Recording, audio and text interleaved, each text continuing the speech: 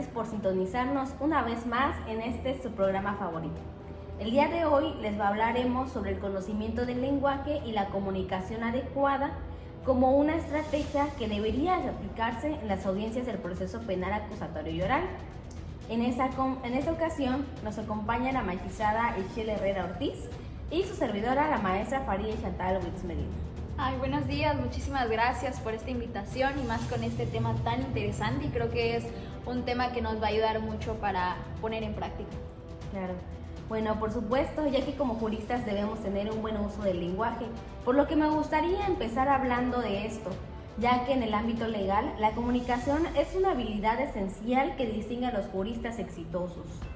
Sin embargo, la comunicación efectiva va más allá de las simples palabras pronunciadas.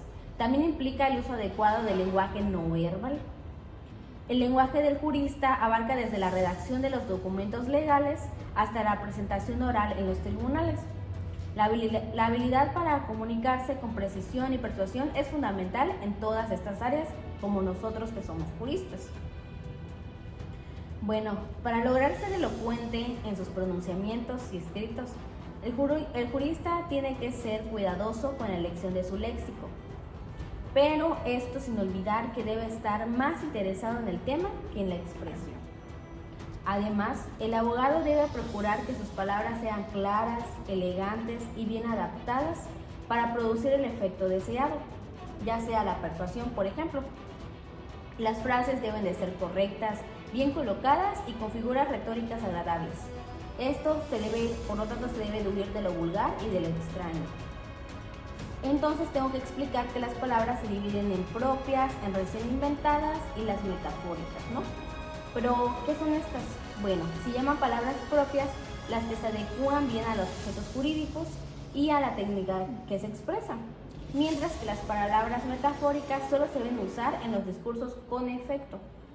Y las palabras inventadas surgen de boca de los juristas por composición o por derivación, o sea, tampoco puede ser que se invente algún hecho, simplemente es de lo que ya tenemos proporcionado. Claro.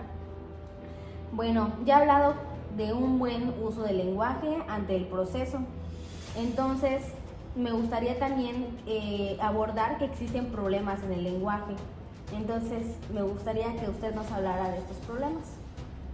Claro, para empezar, el buen uso de las frases nos ayuda para evitar la confusión en el lenguaje, es decir, el cuidado de su nivel morfosintáctico. Algunos de los problemas del lenguaje que el abogado debe evitar son, por ejemplo, el lenguaje jurídico cuando se presenta a usar frases tan largas que es imposible seguir su desarrollo. Para evitar este problema, se recomienda que el abogado se guíe siempre en la construcción y el análisis de la frase por 3 elementos bases de una oración, los cuales son sujeto, verbo y predicado. Estos los conocemos desde la primaria. De igual forma, posponer la conclusión es otro problema morfosintáctico consecuencia del anterior.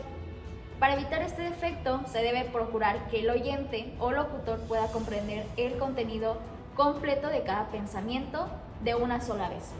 Esto se consigue más bien cuando dicha conclusión se menciona en la introducción y se presenta en la proposición y se resume en la conclusión. Esto tomen nota porque es muy importante y es algo muy básico.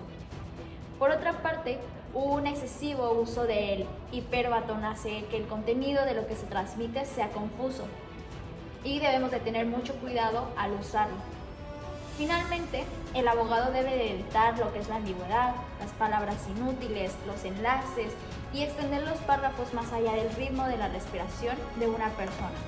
Asimismo, evitar el uso de frases que tienen en la superficie un significado obvio cuando en realidad tienen un significado oculto, ya que se consideran expresiones ingeniosas y elocuentes simplemente por una ambigüedad o por su ambigüedad propia. Muchas gracias. La verdad es muy interesante. También me gustaría abordar la comunicación no verbal, ya que muchas veces como juristas no las tomamos en cuenta. Bueno, la expresión gestual del comunicador es más que un simple sistema de señales o de señas emocionales. El lenguaje de los gestos influye en gran medida en la argumentación y la comunicación del jurista. En realidad, el lenguaje gestual del abogado no puede separarse de su comunicación verbal. Ambas están estrechamente vinculadas. Bueno, la comunicación incluye muchos otros factores con los que se contribuye activamente, ya que no se mide solo por el hecho unilateral de que el otro entienda exactamente lo que uno dice. En las acciones comunicativas se intercambian muchas cosas, por ejemplo, las expresiones faciales, una actitud, posturas corporales que se pueden transmitir con un significado. Sí, exactamente. No cabe duda que la importancia de la expresión gestual en la totalidad del proceso de comunicación. Ante esta realidad, el jurista debe empezar por considerar los gestos en general como las raíces del lenguaje. Yo creo que es algo muy importante. El movimiento de su cuerpo se parece a su lenguaje en algunas cosas, como ya bien sabemos. Y la impresión que causa en su audiencia, el discurso de un abogado depende, en primera instancia, el tono de su voz. Claro. De segunda instancia, de la mirada y del aire con el que lo pronuncia. De igual modo, la voz les añade una fuerza propia llenando el gesto del significado. Pero el jurista no puede llegar a ser bueno expresándose si no se preocupa por recibir cierta instrucción. Claro. Bueno, eso sería todo por hoy. Muchas gracias por estar un video más con nosotros y los esperamos en nuestro siguiente video. Espero les haya servido. Adiós.